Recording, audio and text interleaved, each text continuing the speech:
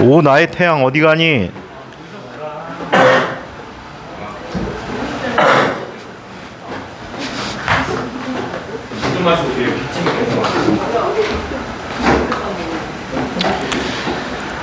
자, 길고 긴 방학이 다 지나갔네요. 네, 물 좀 마셔볼게요. 이건 안 돼요.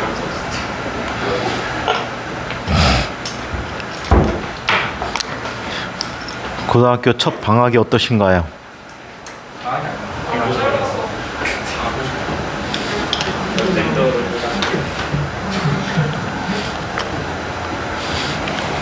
선생님, 참고로 선생님 고등학교 때 방학은 여름방학이 약 30일, 겨울방학이 약 50일, 학교 보충 수업도 없어요. 신나게 놀았는데 도서관에서.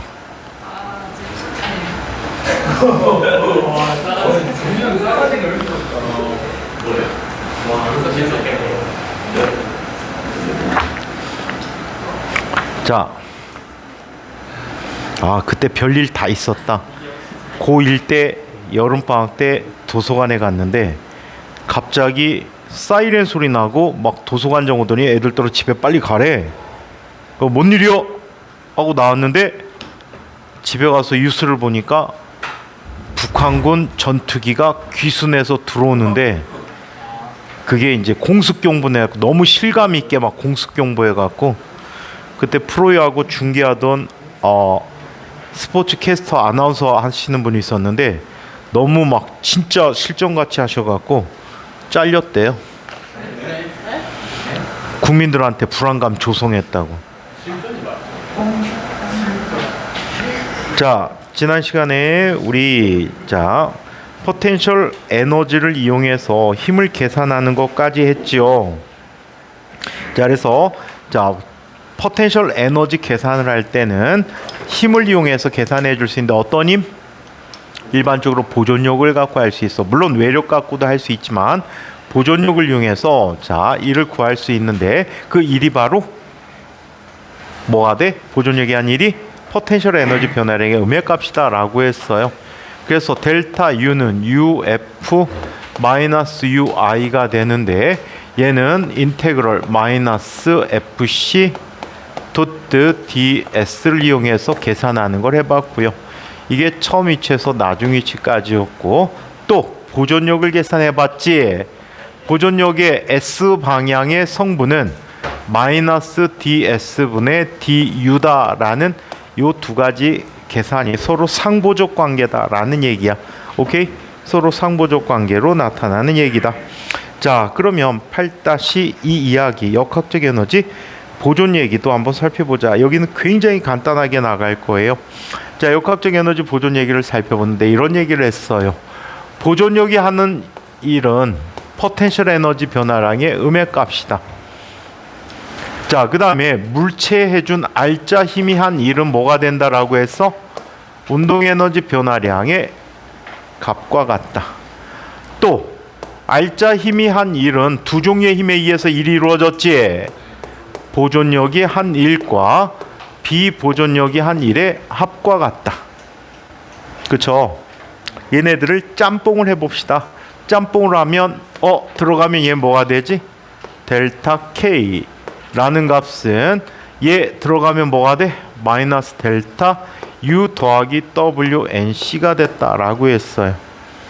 그 델타 U를 보내주면 델타 K 더하기 델타 U라는 값은 WNC와 같다라고 해. 오케이?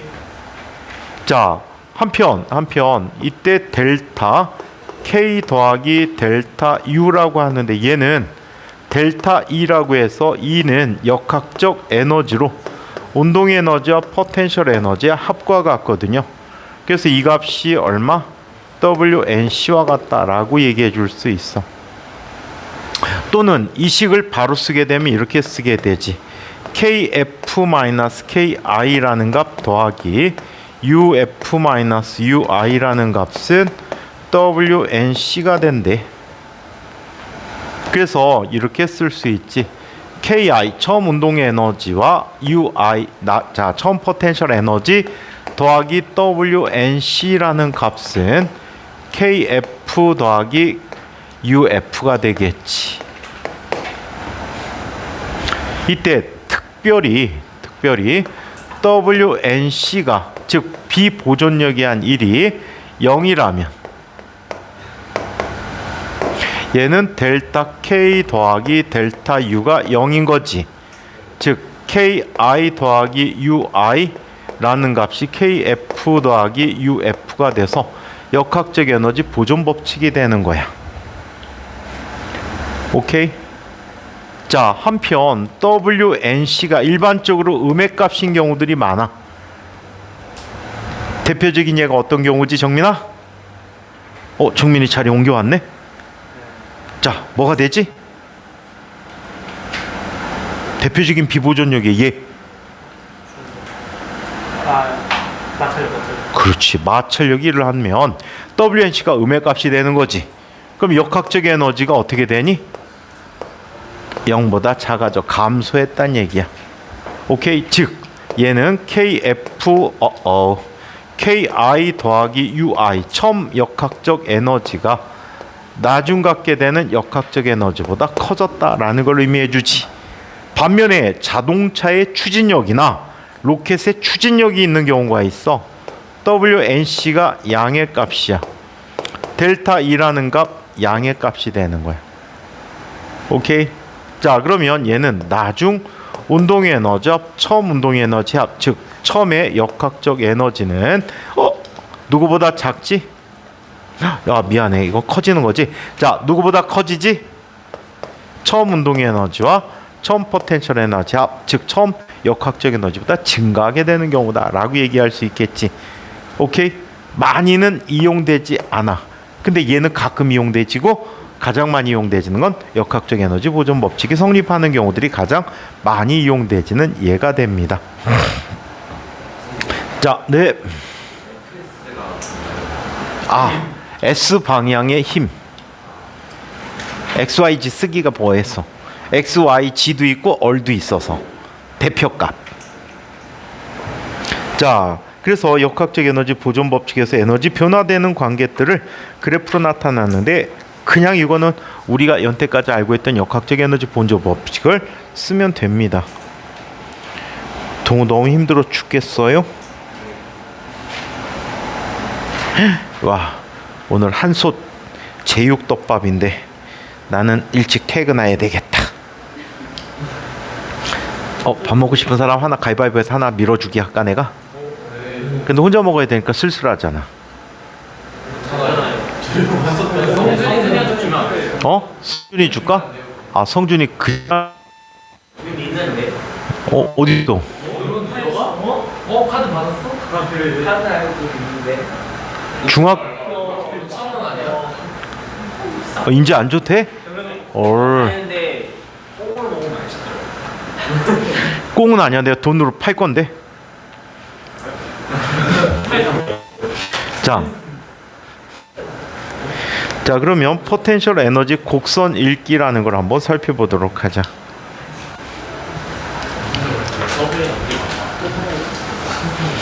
어차피 선생님 안 먹으면 밥이 남아. 그럼 저 주세요. 두 끼 먹게? 점심을 안 먹어서. 근데 양이 적어. 그럼 괜찮아요. 한 솥에 밥량이 너무 적잖아. 그러면 포텐셜 에너지 곡선 읽기를 한번 살펴보도록 하죠.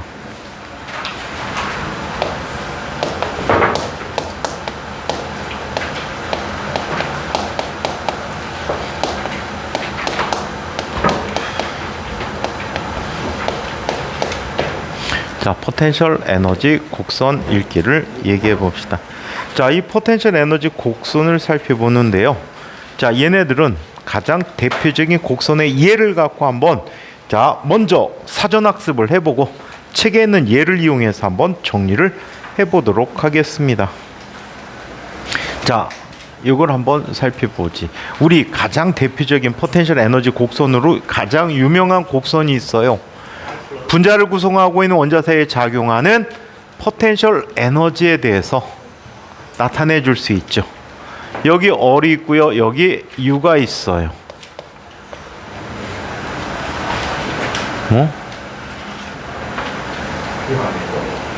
분자 사이의 인력에서 나타나는 포텐셜 에너지인데 그렇게 되면 어떡하지?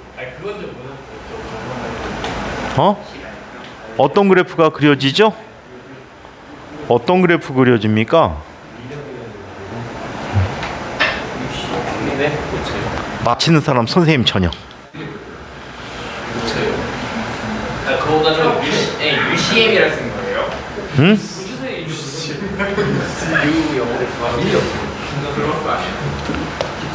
인력 말하는 거예요.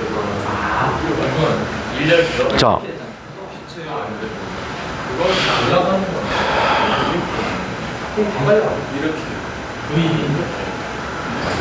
동구가 먹으면 되겠다. 자, 뭐가? 자, 얘는 자, 이런 그래프를 갖게 돼요. 자, 이런 그래프 곡선을 물리에서는 레너드 존스 함수라고 하거든요. 레너드 존스 함수라고 그래서 요 그래프를 표현하는 함수야. 이것 외에도 또 유사하게 표현하는 몇몇 가지 함수 그래프들이 있어요. 자, 이때 얘는 이 점이 무슨 점이지? 평형점이라고 얘기하죠. 맞아요. 평형점이야. 평형점보다 앞에 있으면 얘는 어떤 힘이 작용하지? 청력이 작용하고요. 그 바깥쪽에 있으면 인력이 작용하고 있어요. 자, 여기에서 우리 요 사실을 한번 살펴볼까? F는 자, 포텐셜 에너지 함수로부터 구할 수 있다며, 그지? 그래서 마이너스 여기서는 dR분의 du라고 할 수 있겠지. dR분의 du라고 해. 자, 이때 이런 일을 한번 살펴보자. 이쪽에선 기울기가 무슨 값이야? 음의 값. 기울기 음의 값에 음의 값이야. 그러면 힘은 뭐가 되지? 양의 값이 되지. 힘은 양의 값이야. 무슨 힘이 작용하고 있어? 청력이 작용하고 있는 거야. 자, 한편 이쪽의 기울기는 무슨? 양의 기울기야. 마이너스야. 그럼 힘은 뭐가 되지? 음의 값이 되겠지. 얘는 인력이 작용하는 거야. 기울기가 얼마야? 0이야. F가 0이니까 얘가 평형점이 되는 거지. 오케이? 이거와 연관 있는 문제들이 여러분들 학교 시험제로 자주 이용되지고 있다는 뜻이야. 오케이? 자, 그러면 대표적인 어떤 함수값을 이용해서 한번 정리를 한번 해보도록 하자. 어떤 함수가 있대요? 포텐셜 에너지 함수인데요. 얘는 R의 12제곱분의 A라고 표현하자. A는 플러스일 수도 있고 마이너스인데 아마도 마이너스 부호를 갖고 있을 것 같아요. 동훈이 졸리구나. 눈이 개슴푸레해졌어. 자, 더하기 R, 이거 그냥 편의상 마이너스 부호 쓸게. 마이너스 6제곱분의 B 라고 하고 이 값을 자, 포텐셜 에너지라고 이야기하자. 그러면 이 포텐셜 에너지 그래프를 이용해서 평형점의 위치를 구할 수가 있어. 평형점의 위치는 얼마일까요? 평형점의 위치는 얼마일까요? 평형점의 위치는 얼마일까요? 6승은 루트 A분. 내일은 필히 빠지지 마세요. 내일은 우리 물리에서 사용하게 되는 적분 중에 가장 중요한 적분들을 정리를 할 거거든. 그래서 내일은 하늘이 무너지고 전쟁 나기 전까지는 꼭 오세요. 백두산 터져도 오세요. 그래서 김정인 쳐들어오면 집에 있어야 돼요. 버스가 안 다녀서 나도 못 와요. 자, 얼마일까요? 6승은 루트 A분의 B. 6제곱승은 루트 A분의 B. 자, 얘는 이런 일이 일어나게 됩니다. 자, 평형점은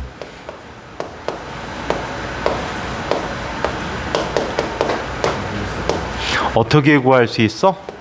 F얼인데 얘는 마이너스 D얼분의 DU라고 쓸 수 있단 말이야.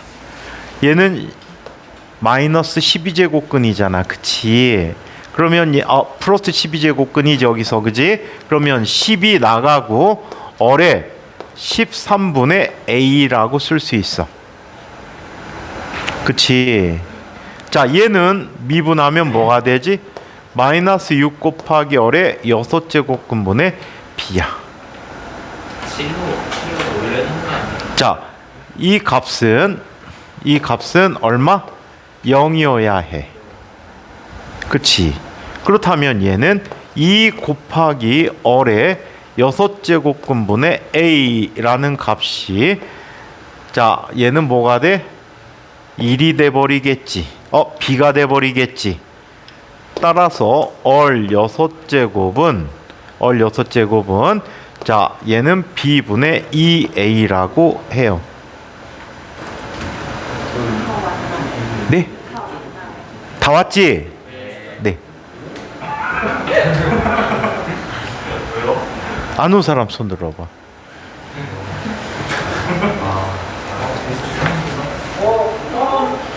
냄새나요.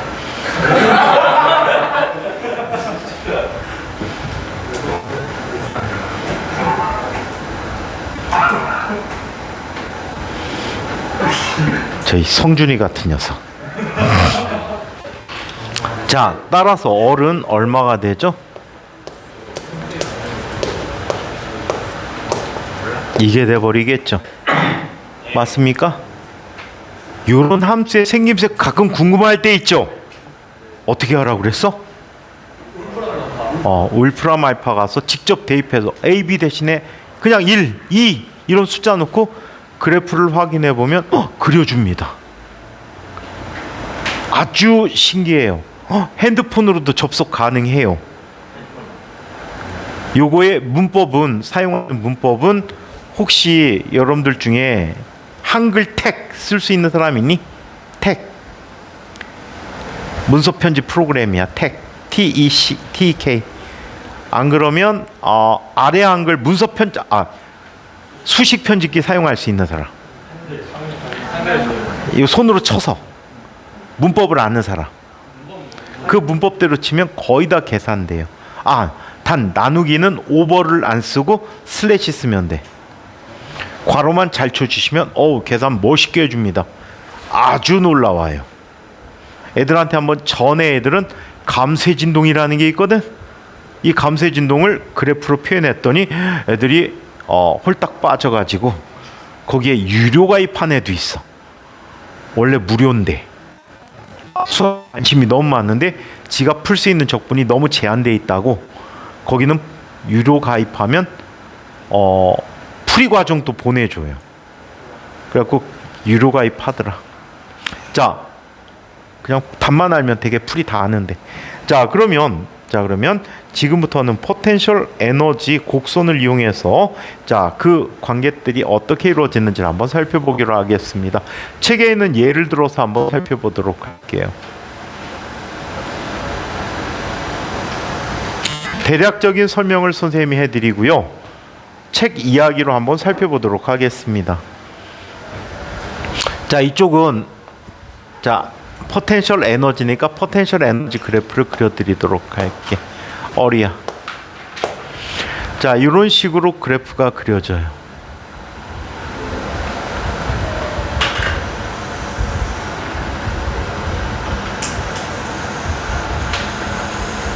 자, 이렇게 그려졌어요.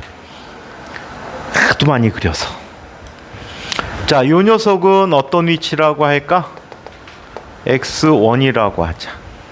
자, 이 녀석은 X2라고 하고, 이 녀석은 X3, 이 녀석은 X4, 이 녀석은 X5라고 이야기합시다.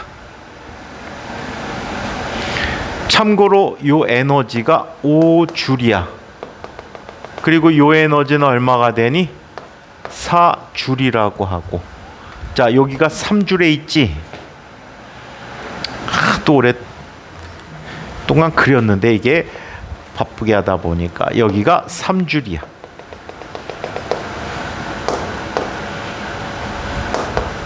여기 뭐 2줄이 됐든 1줄이 됐든 관심 없어. 자, 이렇게 된 상황인데 지금 이런 일을 갖게 된다라고 이야기합시다. 아씨, 6줄이잖아. 에이, 젠장. 6줄이야.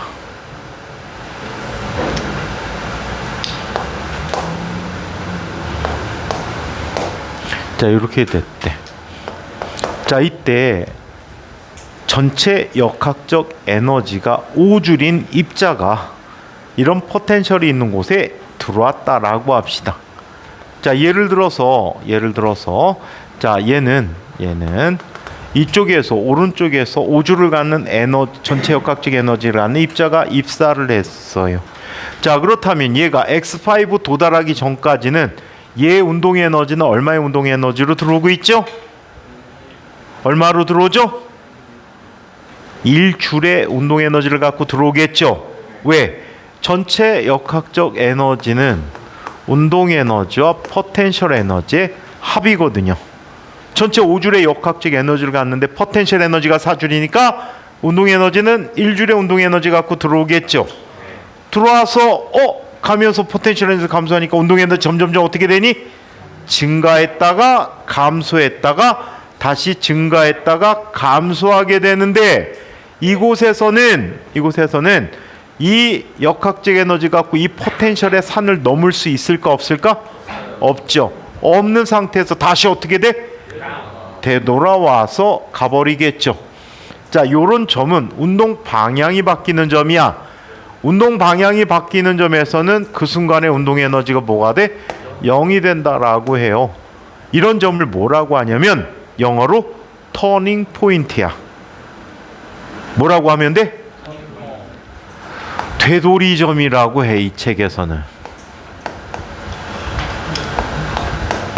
전환점이야. 전환점.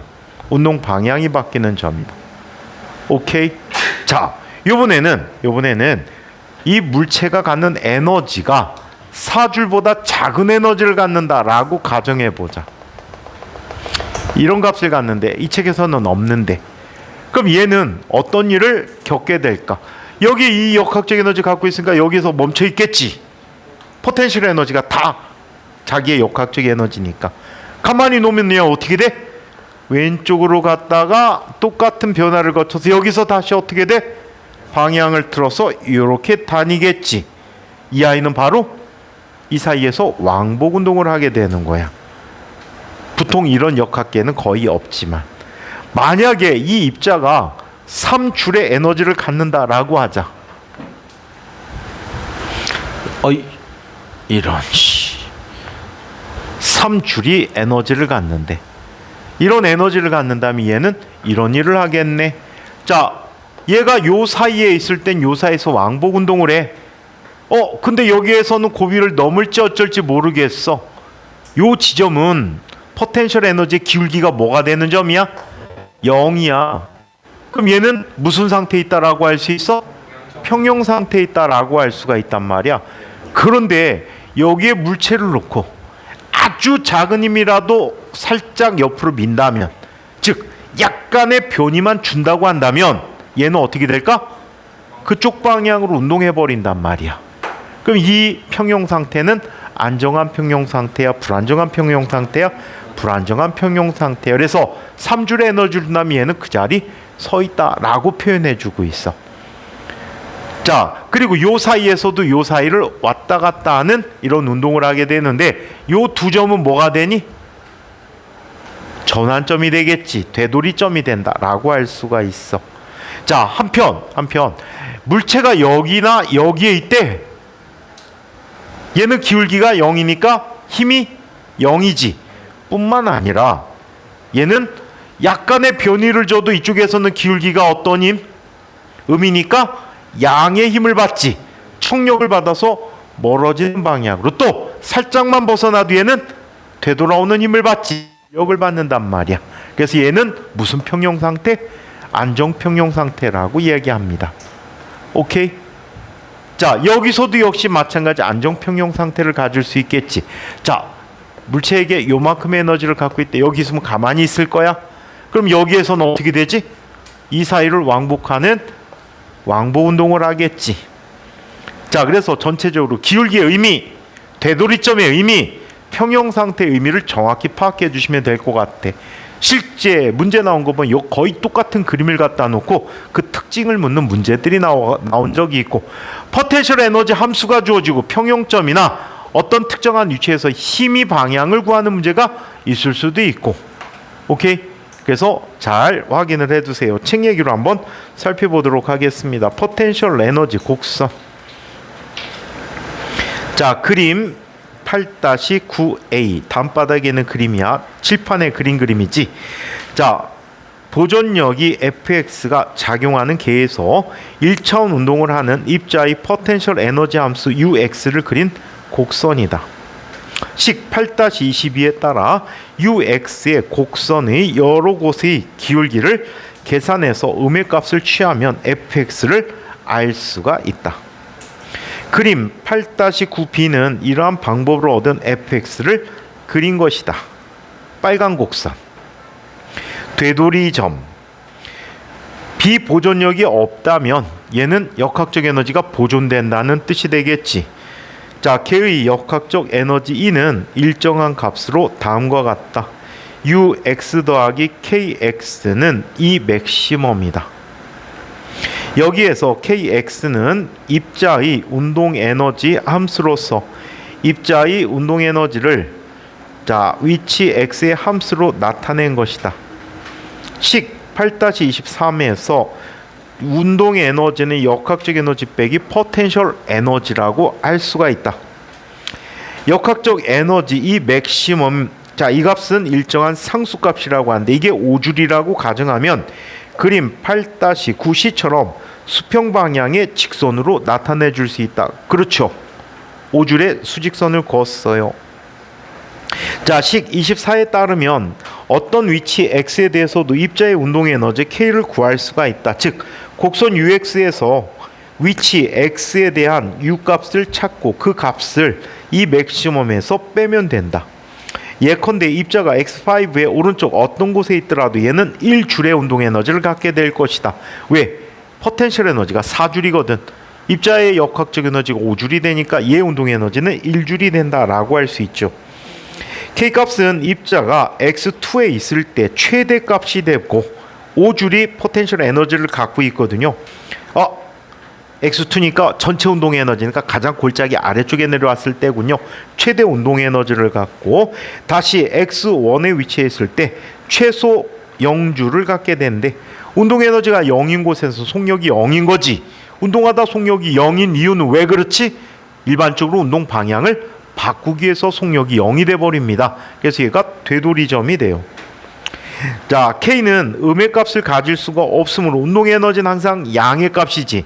질량도 양의 값이고 속력의 제곱으로 표현되기 때문에 자, 항상 양의 값을 갖게 되므로 입자는 x1의 왼쪽 영역에서 즉 역학적 에너지 빼기 포텐셜 에너지가 음의 값이 되는 곳으로는 절대 갈 수가 없다. 여기가 한계야.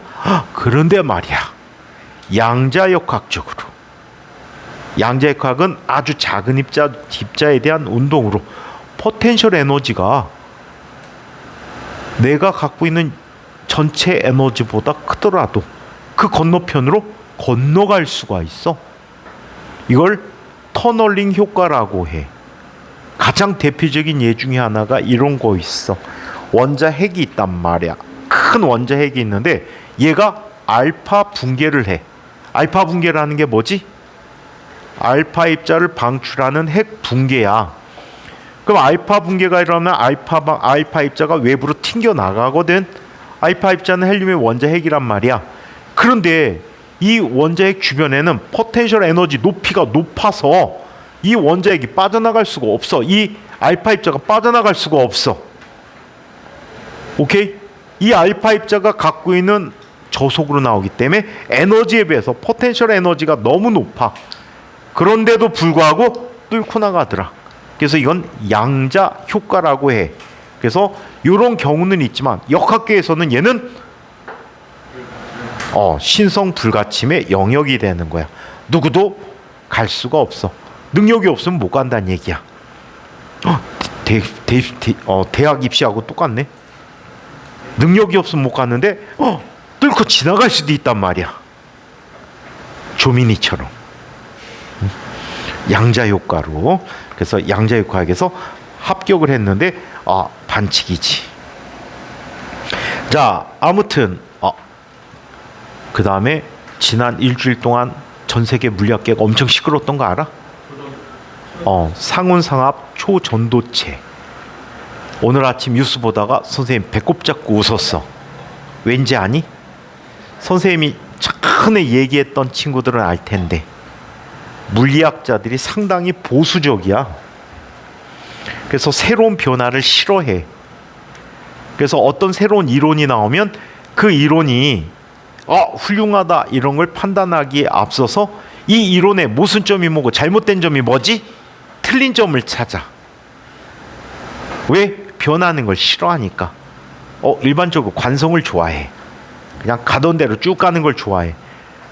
근데 이게 만약에 발견되면 진짜 세계 최초로 5번째 주제로 노벨상을 받게 될 수도 있대. 왜? 올해 물리학계에 특별한 이슈가 아무것도 없거든. 뭘 한 사람이 없더라고. 나중에 뭐 원자의 생성 비밀을 누군가 밝혀낸다면 모를까. 그래서 만약에 어떤 특별한 이슈가 앞으로도 10월까지 계속 없으면 이 주제 갖고 노벨상을 받을 수가 있어. 그래서 사람들이 지금 올해 노벨상을 선정하기 위해서 시급하게 검증에 들어갔는데 뉴스 보고 선생님이 웃었다는 거는 약 80% 정도의 물리학자들이 아니다, 잘못했을 거다 라고 주장을 합니다. 이로써 잘못된 주장을 논문에 실었던 적도 굉장히 많아. 예를 들어서 몇 년 전에 상당히 특별한 조건에서 빛의 속도보다 빠른 속도로 입자를 움직일 수 있다는 뉴스가 뜬 거야. 그래갖고 왜 후속 논문이 안 나오지 막 기다렸어. 그러다 이랬었는데 아직 후속 논문 안 나오네, 희한하네. 그랬더니 한 학생이 그러더라. 선생님 못 보셨어요? 그 기사 나고 한 달 뒤쯤에 정정 기사 났어요, 신문에. 근데 인터넷은 안 나왔었거든. 인터넷 신문에 어떻게 나온지 아니? 그게 과학 뉴스에 이만큼 나왔어.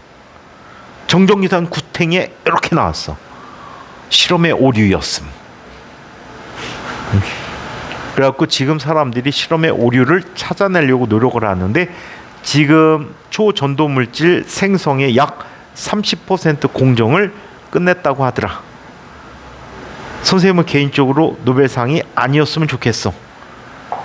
선생님 제자가 노벨상을 받았으면 좋겠어. 자, 그러면 근데 실험의 오류로 나타났을 가능성도 상당히 높아. 왜냐하면 금속 물질을 이용해서 연태까지 초전도를 금속의 함량이 이 정도 높은 걸로 한 적이 없거든. 다 금속 물질이긴 한데 얘네들을 합금 형태로 배합해 갖고 베이킹한 거야. 구워서 만들었단 말이야, 열과해서. 근데 요런 상태로 구리를 이용해서 만든 경우가 없어, 금속을 이용해서. 왜? 일반 물질을 쓰게 되면, 그런 연태까지 했던 물질을 쓰게 되면 비용상, 공정상 상당히 어렵거든. 근데 구리는 마음대로 휘어지고 관리를 하기가 너무 쉽거든. 그 다음에 산에 대해서 굉장히 안정성을 갖고 있지. 그리고 화학 변화에 대해서 안정성 갖고 있기 때문에 상당히 대단하단 말이야. 그게 만약에 가능하다면 어떤 물리학자가 그랬대. 세계 평화가 이루어질 거라고. 이 물질이 만약에 전력선으로 사용된다면 발전소가, 특히 원자력 발전소가 우리나라에 2-3개가 없어도 상관이 없을 정도야. 전력 손실이 그렇게 크게 일어나거든, 전력선에서. 그래서 엄청나게 많은 에너지 절감 효과가 있으니까 에너지 전쟁 할 필요가 없지. 지금 러시아가 유럽에게 석유를 공급 안 해주고 엄청나게 옥죄이고 있거든. 유럽 그러니까 EU 애들이 쉽게 달라붙지도 않는 거야. 그냥 먼 거리 지원만 해주지. 근데 이게 만약에 성공한다면 지금 석유 캐는 나라들 상당히 타격이 클 거야. 한마디로 좆된다는 얘기지. 그리고 반도체 부분에서도 엄청난 발전이 이루어질 거야. 특히 요 기술에 특허를 걸어버린다면 고려대학교는 아마 하버드 대학교 한 100배 이상 재정적으로 성공할 것 같아.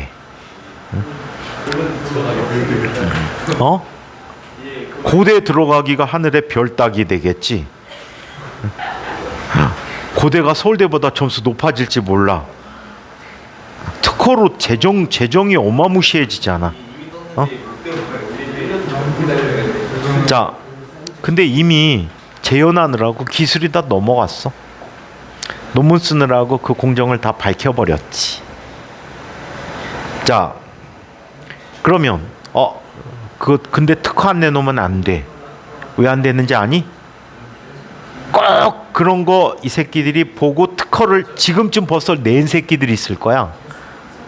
내 가지고 그거를 나중에 못 만들게 하는 놈들이 꼭 있어. 이 특허가 여러분들 나중에 이제 대학 공부할 때 특허에 대해서 공부해서 한 번쯤은 변리사 시험은 한번 봐봐. 근데 변리사 일은 하지 말래. 선생님 조카가 변리사인데 돈을 못 번대. 옛날에 무지 벌었거든. 근데 워낙 많이 생겼는데 이미 나이 먹은 사람들이 다 벌고 젊은 애들은 벌 일이 없대. 일만 겁내 많으니까 힘들다고 하더라고. 근데 어떤 부분이 그러냐면 음원으로 만드는 가장 많이 사용하는 파일 방식이 뭐지?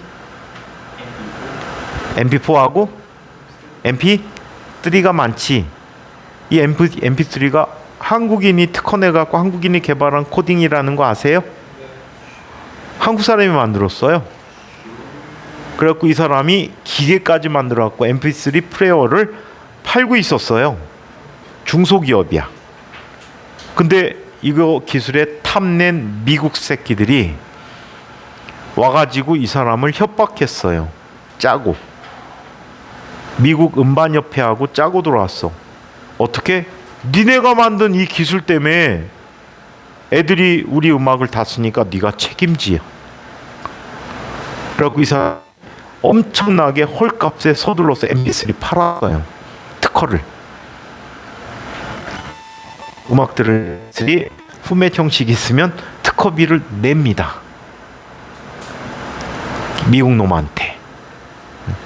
참 얍삽하죠. 더 얍삽한 경우에 해줄까? 황우석 교수가 인간 배아를 이용해서 복제 배아를 만들고 있었거든. 근데 그게 윤리적인 측면이나 여러 가지 그 실험을 수행했던 녀석들이 책임 교수에게 책임을 전가하고 실험을 조작하는 바람에 다 무효가 돼 버렸지. 논문도 다 취소되고 다 무효가 됐어. 그 기술은 분명히 있는 기술이야. 그 의학 쪽 아이들이 배양을 잘못했지. 근데 미국의 피츠버그대 교수가 있었는데 이 사람이 그쪽에서 상당히 권위자야. 권위자인데 황우석 팀에게 와갖고 항상 사정을 얘기하고 나도 너네 연구팀에 이름 좀 끼워줘 했던 그런 놈이 있거든. 근데 황우석 교수가 연구가 그렇게 무의로 돌아가면서 나타나는 유전자 조작 기술 여러 가지가 있었어. 그 기술을 이 새끼가 특허를 내버린 거야. 그래갖고 그 특허 기술 쓰려면 우리나라에서 개발했는데 돈 내야 돼. 아이폰, 혹시 아이폰 사용자 있니? 아이폰 유저. 아이폰은 그 고유한 형태가 연태까지 한 번도 안 바뀌었지. 한번 집에 가서 검색해 보세요. LG 프라다폰이라는 핸드폰이 있어요. 프라다폰. 생김새 보면 왜? 라는 생각이 들 거예요. 한번 보시면 알아요. 애플이 갖는 아이콘 고유 형태가 있죠. 프라다폰 보시면 아시고요. 프라다폰의 모양을 보시면 한 번 더 놀라시게 될 겁니다. 한번 검색해 보세요. 저 새끼 벌써 검색 다 끝냈어. 한번 배줘 애들 보여줘. 어? 모양을 보라고. 디자인을 프라다폰 LG전자 이탈리아 최고급입니다. 이미지. 그림을 봐. 그림을. 자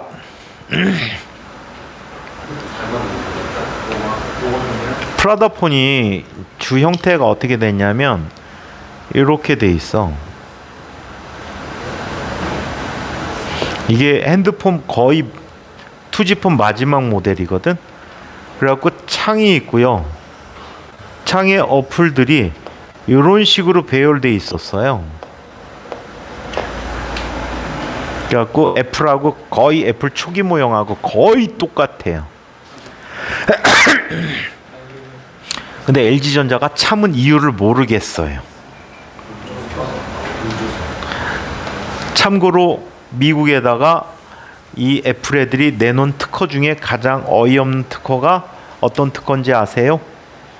핸드폰은 앞면이 평평하다. 앞면이 평평하다가 특허예요. 네. 그 다음에 주변에 둘레를 둥글게 한다. 그래서 삼성 애들이 그 둥글게 하는 걸 없애기 위해서 이후에 나오는 모델들이 위에가 이렇게 깎여서 나와요. 옛날에 둥글게 나왔어요. 둥글면 주머니에 잘 들어가잖아요. 그런 면에서 그림 잘 그린 사람이니 자기? 스케치나 이런 거 잘하는 사람. 산업 디자인 아주 전망이 좋습니다. 산업 디자인. 전자제품 설계, 외형 디자인 설계야 자동차 설계 이런 부분에 엄청나게 많은 발전 가능성이 있어요. 물건은 계속해서 새로 나오니까. 그래서 그림 잘 그린 사람들은 그쪽 괜찮아요. 자, 지금 산업 디자인과 관계된 과가 우리나라에 딱 하나 있죠. 카이에 있어요. 기계과 들어가는 만큼 어렵습니다. 카이는 기계과가 전자과보다 들어가기 더 어렵죠. 더 어려워. 1등이 기계과 들어가는데 디자인 쪽도 1등이라고 할 수 있을 거예요. 들어가기 상당히 힘들답니다. 자, 그러면 계속해서 보죠. 자, K값이 음해값을 가질 수 없으므로 아무튼 입자는 마지막 단락 볼게. X1의 영역 쪽에서 영역 쪽으로는 절대 갈 수가 없다. 대신 입자가 X2에서 X1으로 X1으로 움직임에 따라 X1에서 K가 0, 여기서는 입자는 정지합니다. 이렇게 될 때까지 운동 에너지가 감소한다. 입자가 X1에 도달할 때씩 8-22로 구한 입자에 작용하는 힘은 양수가 돼버리겠죠. 자, 이때 기울기는 음수가 된다. 이것은 입자가 X1에 남아있지 않고 원래 운동 방향과 반대 방향으로 힘의 방향이 바뀌면서 오른쪽으로 움직이기 시작한다라는 거지. 운동 방향이 바뀌지 힘의 방향 계속 그대로야. 자, 따라서 X1은 K가 0인 되돌이점이 돼버리고 이게 되돌이점이 돼. 속력이 0이 된 순간이 되돌이점이야. 이 점에서 입자의 방향이 바뀌게 된다. 그림의 오른쪽으로 되돌이점이 없다. 따라서 입자가 오른쪽으로 움직이기 시작하면 입자 운동은 무한히 멀어지는 운동을 하게 된다. 평형점에 대해서 그림 8-9F는 같은 포텐셜 에너지 함수 UX의 그림 위에 새 에너지 E 맥시멈을 표시한 것이다. 이 값에 따라서 상황이 어떻게 변할지를 살펴보자. 만일 역학적 에너지가 4줄이라면 책에서는 보라색 실선인데 되돌이점이 X1으로부터 X1과 X2 사이에 어떤 점이 된다. 또한 X5의 오른쪽 모든 곳의 개의 역학적 에너지는 포텐셜 에너지와 같다. 따라서 입자는 운동 에너지를 갖고 있지 않으면 거기서 딱 멈추는 거야. 8-22에서 UX가 일정하여 아무런 힘도 작용하지 않게 되므로 결국 정지 상태에 있어야 된다. 이때 입자가 중립적 평형 상태에 있다라고 해. 대표적으로 책상에 물체 올려진 게 중립적 평형 상태야. 어떤 방향으로 힘을 받지도 않고 어떤 방향의 포텐셜 에너지 변화를 겪지를 않는 거야. 그래서 중립적 평형 상태에 있다라고 얘기해요. 자, 수평 테이블에 놓여 있는 구슬이 바로 중립적 평형 상태이다. 만일 역학적 에너지가 3.0 줄이라면, 분홍색 실선이라면 두 개의 되돌이점이 있다. 하나는 X1과 X2 사이에 있고 다른 하나는 X4와 X5 사이에 있다. 자, 그리고 X5는 K가 0인 점이다. 자, 운동 에너지가 0인 점이니까 여기서 되돌이점이 되겠지. 만일 입자가 X3에 놓여 있다면 입자는 작용한 힘이 0이고 입자는 계속 정지해 있다. 그러나 입자가 좌우 어느 쪽으로든 약간만 벗어나도 0이 아닌 힘이 입자를 밀어내고 그 방향으로 계속해서 움직이게 될 것이다. 이때 입자는 불안정 평형 상태에 있다고 말한다. 볼링공에 꼭대기에 놓여있는 구슬이 바로 이 불안정 평형 상태인다. 만들기 거의 불가능에 가깝지. 중국 애들은 만들더라. 유튜브 보니까 전혀 만들 수 없는데 평형 잡고 세워놓지. 거의 본드 쓰는 주작이라고 하더라. 그래서 중국 애들 유튜브는 믿지 말래. 주작이 많대. 자, 왜 그런지 모르겠어, 중국 애들은.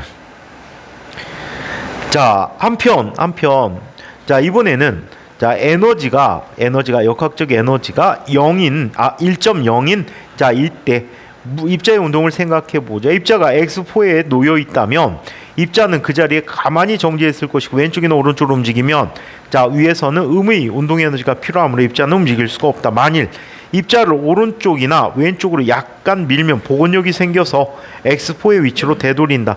이때 입자는 안정평형 상태에 있다라고 하고 반구 모양의 그릇 바닥에 있는 구슬이 바로 안정한 평형 상태에 있는 그 위치가 된다.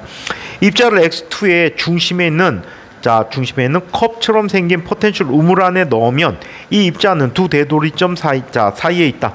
약간 움직일 수 있지만 X1 또는 X2 쪽에 약간 움직일 뿐이다. 그래서 평형적 중심으로 약간만 움직이는 이런 변화를 갖게 되는데 이 에너지 도표 해석하는 것 상당히 중요하니까 잘 기억해 두세요. 시험에 은근 많이 나옵니다. 은근 많이 나온 영역이니까 잘 보자. 외부력이 한 일은 안 할 거예요. 그냥 이거는 외부력이 한 일은 역학적 에너지 변화시킨다 이 뜻이 되는데 굳이 살펴보진 않아도 될 것 같아요. 그 사이에 연습 문제들 보면 중력장애 원운동 상당히 많구나, 그지? 시험에 나올 확률이 그만큼 높다는 뜻이에요. 연습 문제들 많이 풀어보시고요. 자, 이번에는 자, 질량 중심과 선 운동량. 자, 지금부터 정신 차리십시오. 적분의 일부 부분까지 오늘 해드릴 겁니다. 오케이? 네.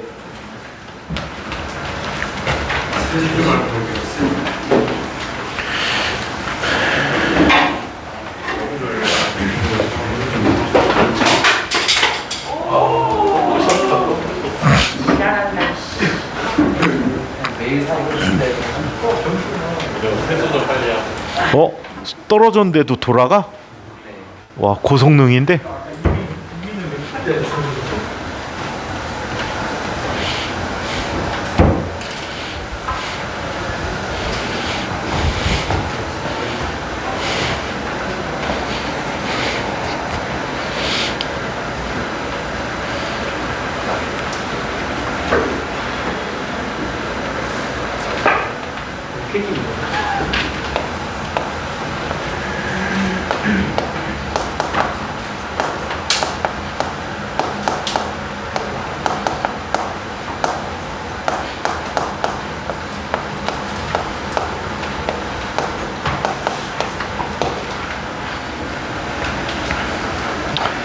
자, 질량 중심과 선 운동량에서 질량 중심을 구하기 위한 자, 방법을 지금부터 살펴보겠습니다. 자, 이걸 한번 볼까요? 질량 분포에 따라서 우리는 질량을 다르게 이야기합니다. 자, 여러분들 일반적으로 적분을 할 때 용어 한번 볼까요?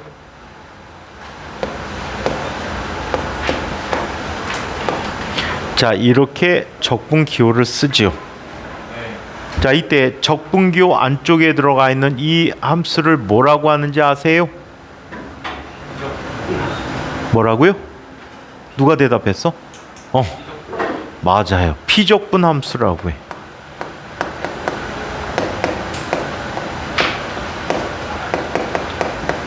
적분이 되어지는 함수다라는 뜻이야. 자, 얘는 뭐가 되지? 얘를 뭐라고 할게요? 적분소라고 해요. 그래서 일부러 빨간색 썼는데 적분소라고. 이 결과가 fx라는 함수가 나오고 c가 되는데 이 c를 뭐라고 하는지 아세요? 적분상수라고 해요. 보통 수학 문제 풀 때는 이것들이 다 주어진 상태에서 풀게 돼요. 또는 앞에 것들이 주어진 상태에서 뒤에 거를 계산하는데 이용하게 됩니다.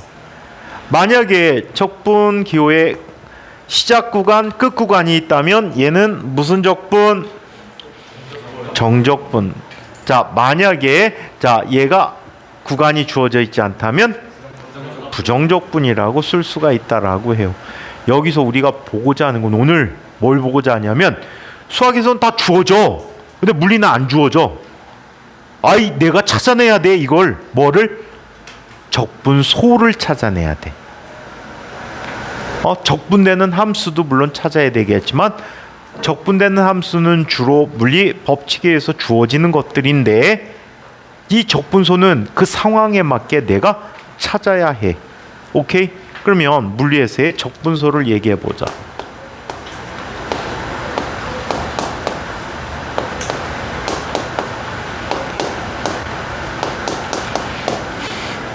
자, 물리에서의 적분소를 이야기할 텐데, 자, 먼저 길이 분포에 대한 i가 있어. 그래서 얘는 dl이라고 표현해주고 있거든. dl이라고 표현해주는데 dl을 우리 뭐라고 하게? 이걸 길이소라고 해. 길이소. 이 옆에 건너가면 BYC 옆에 뭐도 있지? 다이소도 있지. 길이소. 오늘 생각난 김에 소 먹으러 갈까? 자, 얘 DA라고 하자. A는 주로 뭘 쓸 때 쓰지? 면적을 쓸 때 쓰지. 그래서 얘는 뭐라고 부릅니까? 면적소라고 해요. 자, 그 다음에 DV래. 그럼 얘는 뭘 것 같아? 속도소? 부피소라고 해요.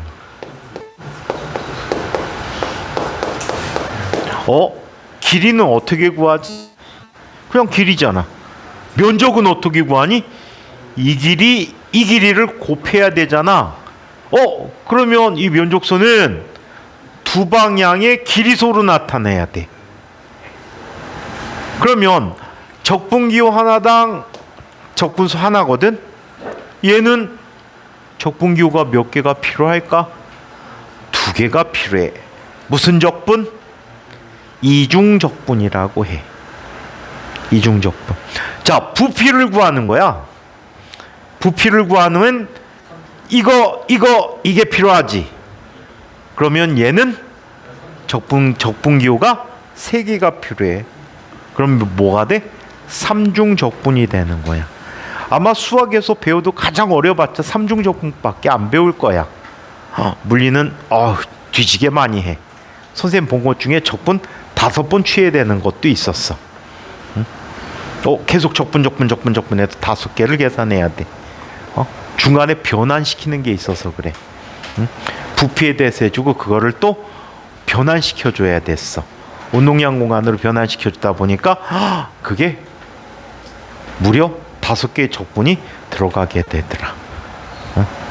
근데 나중에 프로그램 다 바꿔갖고 2개를 없애버렸어. 시간이 너무 걸려서. 얘가 한쪽으로 100만 번, 한쪽으로 100만 번, 한쪽으로 100만 번, 한쪽으로 100만 번, 100만 번, 100만 번 시키니까 일주일 동안 계산을 못 하더라고. 컴퓨터가 완전히 먹은 애처럼 가만히 있어. 근데 나중에 그거 갖고 유효적절하게 활용을 했는데 학교에는 가장 좋은 컴퓨터가 있고 선생님 방에 주로 사용하는 컴퓨터 그냥 선생님 장난감 과에서 2번째 좋은 컴퓨터였어. 이건 개인 용도, 거의 개인 용도로 썼어. 내 논문 계산을 위해서. 근데 가끔가다 제일 좋은 거를 메인으로 쓰는 교수가 있어. 진짜 싸가지 개 없어. 이 사람이 와갖고 이쪽에도 계산을 걸어 놓는 거야. 그럼 시간 할당을 하잖아. 시간은 보통 균등 할당하거든. 유저별로 균등 할당해 주는데 짜증나잖아. 내 거 만약에 하루면 끝나는 거를 그 사람이 와서 걸어 놓는 바람에 2, 3일 걸리는 거야. 그럼 나는 졸업해야 되는데 자기도 물론 연구해야 되겠지만 딴 거 걸어도 되잖아. 거기다 또 가끔가다 연구기관에 있는 슈퍼컴퓨터도 이용해. 슈퍼컴까지 이용한 사람이 뭐가 아쉬워갖고 웍스테이션에서 계산 거냐고. 그래갖고 열받잖아. 그때 그 프로그램 걸어. 그럼 하드가 렉 걸려. 시간 할당은 균등하게 줘. 근데 내 거 계산하러 CPU 겁내 돌아가다 그 사람 거 계산할 때 CPU가 마탱이가 더 천천히 계산해. 그래서 그 교수 연구를 방해할 목적으로 많이 그냥 헛돌리는 프로그램이었죠. 한 번 돌아가면 멈추지도 않아. 키를 시켜야 돼. 프로그램 키를 시키면 죽는데 내가 슈퍼바이저인데 왜 내가 키를 시키니? 야 이거 왜 이렇게 늦니? 제가 계산한 프로그램이 있어서요. 야 이거 내 거 빨리 주면 안 돼? 시간 할당 10배로 해드렸어요. 10배를 해드리면 뭐하니? 내 거 걸 때 시컨 CPU 써갖고 열 퍽퍽 나다가 그 사람 거 돌 때 열 시키고 있지. 그러니까 헛돌아. 그랬더니 한 달 정도 하더니 안 갖다 걸더라고. 자, 그래서 이 부피소가 있다. 적분을 어떻게 하냐에 따라 다르다는 얘기야. 자, 우리가 지금 궁금해하는 거는 누구지? 질량이란 말이야. 그래서 질량을 아주 작은 녀석을 뭐라고 부른다? 질량소라고 부른대요. 질량소는 앞으로 쓸 때 뭐라고 씁니까? DM이라고 씁니다. DM이야. DM은 이 분포에 따라 이렇게 쓸 수가 있어요. 람다 곱하기 DL이라고 해.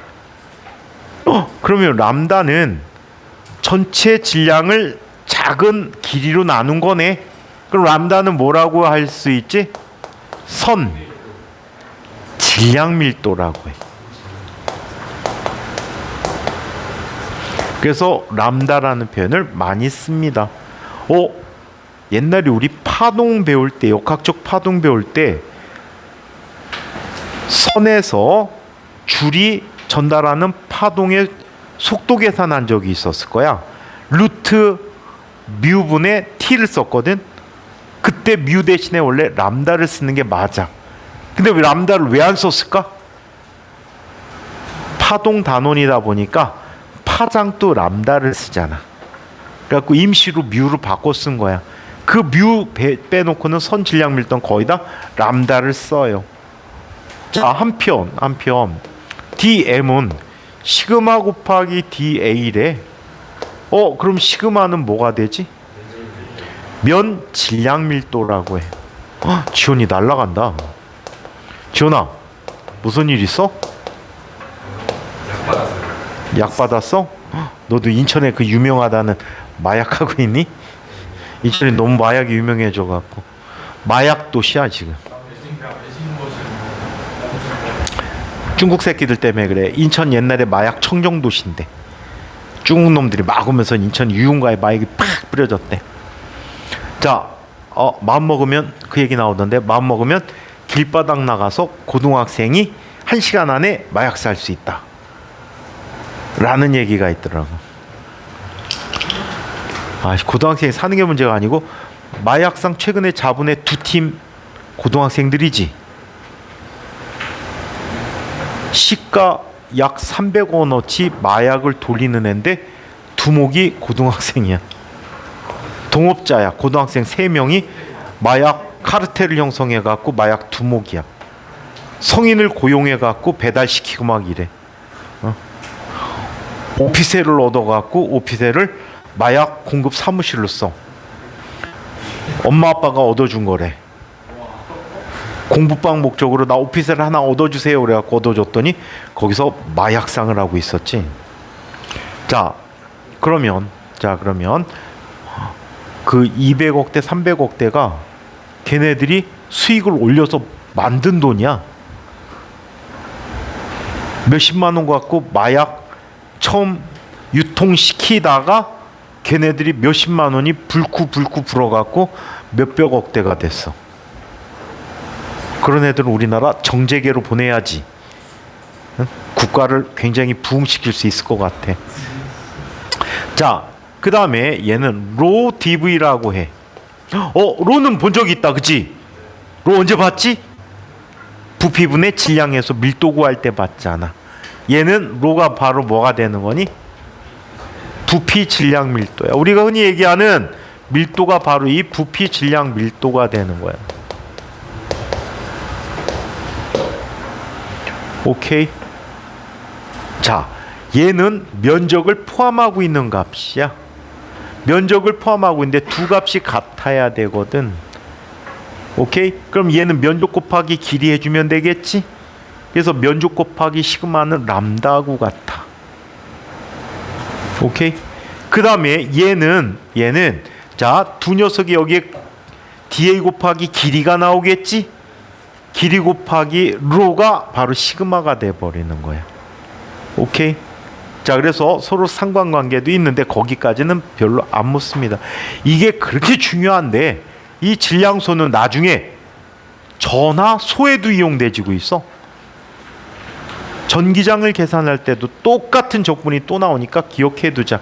특히 이거는 공업수학 때 아주 유용하게 써먹으니까 잘 기억해 두자. 대학교 2학년 때 공대 가시면 공업수학을 배우실 거야. 엄청 유용하게 써먹을 수 있어요. 자, 그러면 그 예들을 한번 살펴보기로 하자.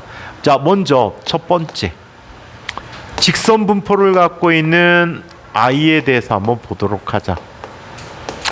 질량이 직선 분포로 돼 있대요. 기럭지로 쭉 돼 있는 거야. 자, 이때 아주 작은 이 길이 크기를 dx라고 해볼까? dx, dy, dg 이런 꼴을 많이 씁니다. dx라고 한대요. 단위 길이당 질량이 람다에 그러면 이 부분에 해당하는 질량 dm은 얼마가 된다는 얘기지? 람다 dx라는 값이 된다는 얘기야. 오케이? 제일 쉬운 i기도 해. 제일 쉬운 i. 다음 시간에 직접적인 계산을 해보겠지만, 자, 그 다음에 호 분포를 갖는 경우를 얘기해보자.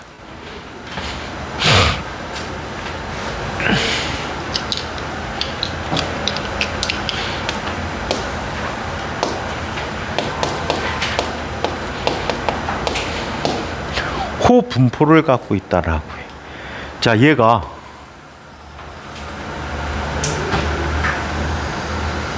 이런 원호 분포를 갖고 있대요.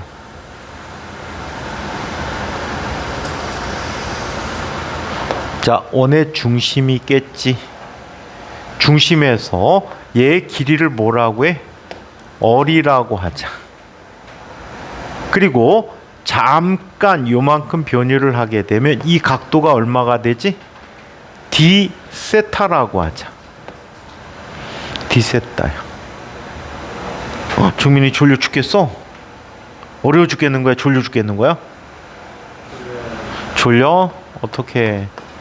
자, 요만큼의 길이를 DL이라고 하면 DL은 얼마가 되지? 호도법 이용하니까 D세타가 되겠지. 그러면 유분에 대한 질량은 얼마가 되는 거야? 람다 곱하기 D세타가 되는 거지. 이거 책 100번 찾아봐라. 안 나옵니다. 선생님이 대학 다닌 동안에 머릿속에 정리해 놓은 거야. 왜 이 정리를 해놨냐면요, 이런 계산들을 할 때 교수들마다 가르치는 교수가 달라지면 이거를 케이스 바이 케이스 다 외워주는 별도의 케이스로 취급해 주는 거야. 너무 귀찮아. 이거 왜 똑같은 건데 왜 별도로 하지? 그러다가 수학책 보고 물리책 보고 모아서 전체 7가지 경우를 만들었어. 여기에서 벗어나는 물리이해가 없거든. 그래서 요거를 정리해서 머릿속에 가지고 있었지. 되풀이돼서 계속 써먹으니까 엄청나게 편리하더라는 거야. 책에 없는 거야. 그래서 이거는 잘 기억해야 되면 유용할 거다. 자, 세 번째 면 분포인데, 자, 평면 직교 좌표의 형태로 나타나는 분포식이라고 해. 오케이? 평면 직교 좌표의 얘야. 평면 분포를 가지는데 직교 좌표로 표시해 보자는 얘기야. 얘는 이렇게 보자. Y 방향이 있고 이 방향에 누가 있어? X가 있는 거야. 여기 아주 작은 네모를 잡아. 자, 높이 변하니까 dy지, x 변하니까 dx가 되겠지. 그렇다면 이 부분의 넓이는 얼마가 되지? dx dy야. 아, dx dy구나. 그렇다면 얘 질량은 얼마? dm은 시그마 곱하기 dx dy라고 해. 자, 이번에는 자, 평면 분포인데 극좌표를 이용한 얘야.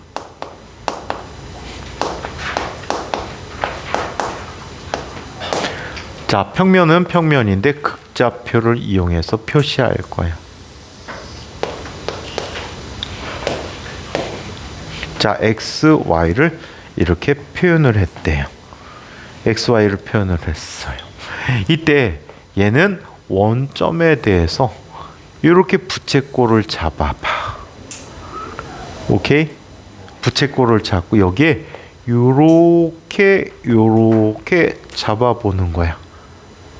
오, 이거 프루츠 칵테일이라고 하는 통조림에 파인애플 위에서 본 모습이야. 아시겠어요? 이렇게 된 녀석을 딱딱 잘라갖고 높이 만들어갖고 팔잖아, 그치? 응? 나중에 진짜 재미난 거 봐라. 여러분들 대학교 가지? 그럼 학교에서 술을 좀 먹을 거야, 아이들하고. 그래갖고 술을 막 먹다 보면 술집에 어떤 아저씨가 칼을 갖고 난입해 올 거야. 한 손에는 식칼 있고 한 손에는 파인애플 깎아 놓은 게 있을 거야. 그래갖고 잘라. 그리고 칼 붙여갖고 먹으래. 칼 있는데.